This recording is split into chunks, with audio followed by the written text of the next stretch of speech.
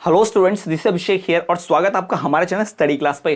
तो स्टूडेंट, आज के इस वीडियो लेक्चर में हम बात करेंगे कि कैसे दीर्घ उत्तरीय प्रश्न उत्तरों के लिखने पड़ते हैं, यानी कि जो दीर्घ उत्तरीय प्रश्न आता है उसका उत्तर कैसे लिखा जाता है। यानी जो लॉन्ग क्वेश्चंस आते हैं परीक्षा में, अगर आपको उसके छोटे छोटे पॉइंट भी पता हो तो कैसे आप उसको सिस्टमेटिक तरीके से लॉन्ग लिख सकते हैं, कम कंटेंट कम जानकारी होने के बावजूद भी। और ज्यादा जानकारी है तो उसको भी कैसे सिस्टमेटिक वे में लिखना है ये भी बताऊंगा। तो इस वीडियो में हम वही डिस्कस करेंगे। शॉर्ट वीडियो होगी लेकिन बहुत इंफॉर्मेटिव, जो आपको डेट की परीक्षा में ज्यादा से ज्यादा अंक हासिल करने में बहुत मदद करने वाली है। तो चलिए बात कर लेते हैं और जान लेते हैं कि कैसे उन्हें हम क्वेश्चंस को सॉल्व करेंगे। देखो, जैसे आपको क्वेश्चन एक उदाहरण के तौर पर, एक फॉर एग्जांपल के रूप में क्वेश्चन दिया है, इंग्लिश में भी हो सकता है, मैं हिंदी के यहां पर पकड़ रहा हूं, ठीक है, क्योंकि most of the subject Hindi में ही है। तो यहां पर आप देखोगे सवाल है कि सीखने को प्रभावित करने वाले 4 तत्व, या फिर सीखने का मतलब अधिगम भी होता है, तो सवाल ऐसा भी आ सकता है, ठीक है। तो अब इसका उत्तर लिखा कैसे जाएगा, ठीक। तो इसका उत्तर कैसे लिखें, ऐसे प्रश्नों का उत्तर जो है कैसे दीर्घ में लिखना चाहिए। तो मैं हमेशा कहता हूं, जब भी पढ़ाता हूं, हमेशा जितनी भी क्लासेस लिए हैं, जितने वीडियो लेक्चर बनाए हैं, हर बार ये कहता हूं कि जब भी आपको कोई प्रश्न मिले और उसका उत्तर आपको लिखना हो तो डायरेक्ट मुंह उठा के उत्तर मत लिखो भाई,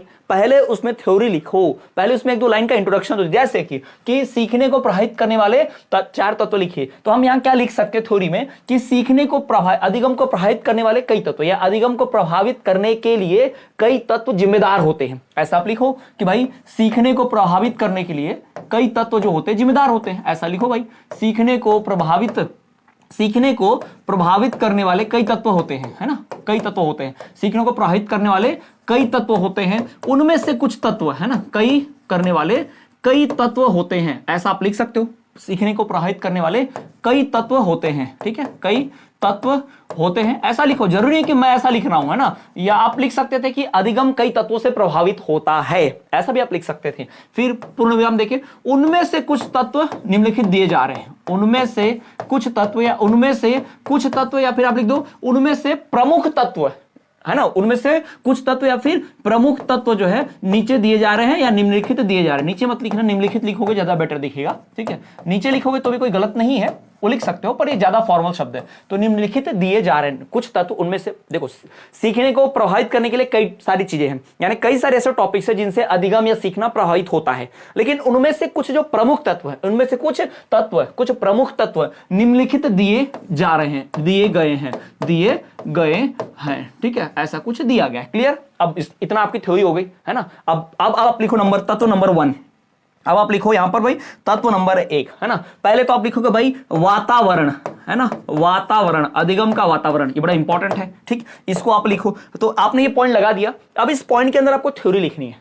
अब ऐसा नहीं कि पॉइंट बंद लिख दिया, जैसे 4 तत्व है, तो जैसे कि मैं बता रहा हूं, पहला तत्व है वातावरण, दूसरा जो तत्व है भाई वो हो सकता है बच्चे का स्वास्थ्य है। चलो, दूसरा तत्व जो हो सकता है बच्चे का क्या हो सकता है, स्वास्थ्य हो सकता है। चलो हम वो लिख देते हैं, बच्चे का स्वास्थ्य, ठीक है, स्वास्थ्य जो होता है बच्चे का, वो दूसरा तत्व जो इंपॉर्टेंट है, ये हो गया, ठीक है, 2 तत्व हो गए। फिर और सीखने को प्रभावित करने वाले तत्व हो सकते हैं, और भी कई सारे तत्व हो सकते हैं, तो चलो हम वो भी लिखेंगे, तीसरा तत्व, और 4 तत्व बोला इसने, ठीक है, तो हम चौथा तत्व भी लिख देंगे। हो सकता है आपको 5वां आता है ना, तो 5वां तत्व भी लिखो, कोई दिक्कत नहीं है। उसने 4 बोला ना, 5 लिख दो। लो भाई, 5 में से चारों कौन सा चेक करो, है ना, एकदम फुल कॉन्फिडेंस में ऐसा भी लिख सकते हो, है ना। तो ये ध्यान रखेंगे, या उनमें से किसी तत्व में कोई गलती भी है तो भाई आपने 5 लिख रखे, आपने एक्स्ट्रा लिख रखा है भाई, तो गलती वाला हटा दो, उसके बाद बचा हुआ फिर भी 4 लिख रखे, तो 4 में से 4 अंक तो मिलने हैं फिर भी, ये ध्यान रखना, ठीक है।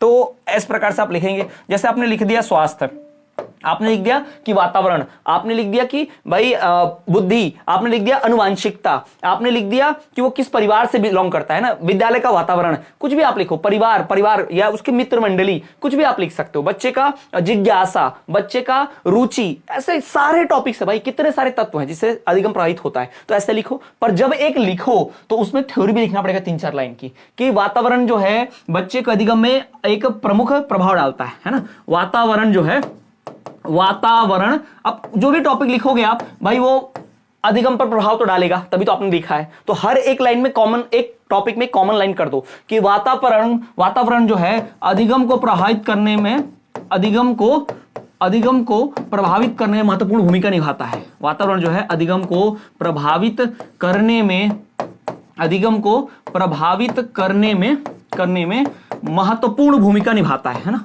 महत्वपूर्ण भूमिका निभाता है, ठीक है, ऐसा लिख दो।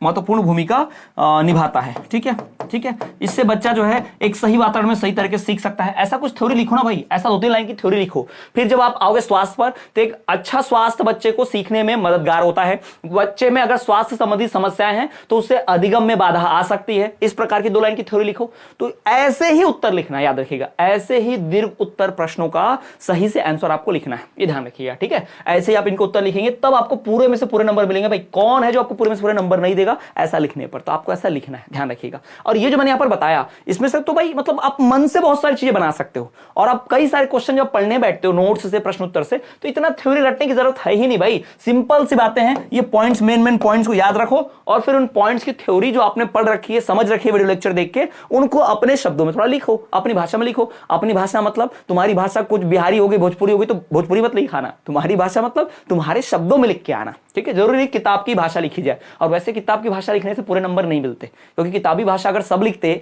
सबको एक जैसे नंबर क्यों नहीं मिलते? क्योंकि सब एक ही तरह की किताब पढ़ते होंगे। 10वीं में, 12वीं में हर कोई एक जैसी किताब पढ़ ले, एक जैसे नंबर ला ले, ऐसा नहीं होता। आप कितना दिमाग लगाकर लिख रहे हो, कैसे अपने शब्दों का प्रयोग कर रहे हो, इन सब चीजों का ध्यान रखा जाता है, और फिर 1.5 में मार्किंग होती है, पेपर ऐसे चेक होता है। क्लियर है? तो अगर आप ये सब लिख लेते हो तो बहुत बेहतरीन तरीके से आपको मार्क्स मिलेंगे, पूरे में से पूरे मिलेंगे।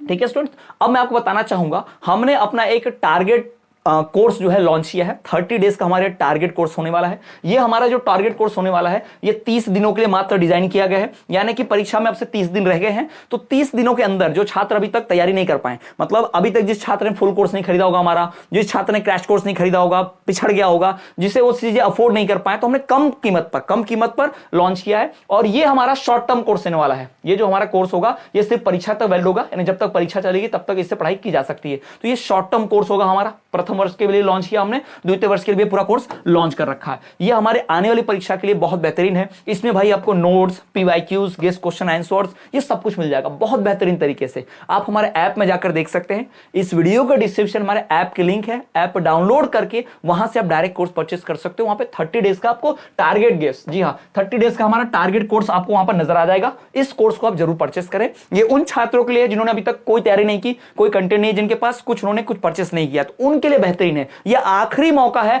आपका डीएलएड की परीक्षा पास करने का बेहतरीन तरीके से, याद रखिएगा। तो ये 30 डेज में आपकी फुल प्रिपरेशन हो जाएगी, फुल कंटेंट आपको इतना मिल जाएगा जिसमें आप 100% बढ़िया अंकों से पास हो जाओ। तो उसके लिए कोर्स है, ध्यान रखिएगा। और इसका हमने प्राइसिंग भी कम कर दिया है। ठीक है, बहुत सारे हमारे जो फुल कोर्स या क्रैश कोर्स अफोर्ड नहीं कर पा रहे थे, उन स्टूडेंट को ध्यान में रखते हुए समय कम करके हमने इसको और ज्यादा इसका प्राइस जो है कम कर दिया है। तो ये बहुत ही बेहतरीन कोर्स है। वीडियो के डिस्क्रिप्शन में ऐप की लिंक है, ऐप डाउनलोड करके वहां से आप कोर्स डायरेक्ट परचेस कर सकते हो। तो इसके बारे में जरूर बताएं। और चलिए स्टूडेंट्स, मिलेंगे आपसे अगले वीडियो में। तब तक के लिए देखते रहिए हमारा चैनल स्टडी क्लास।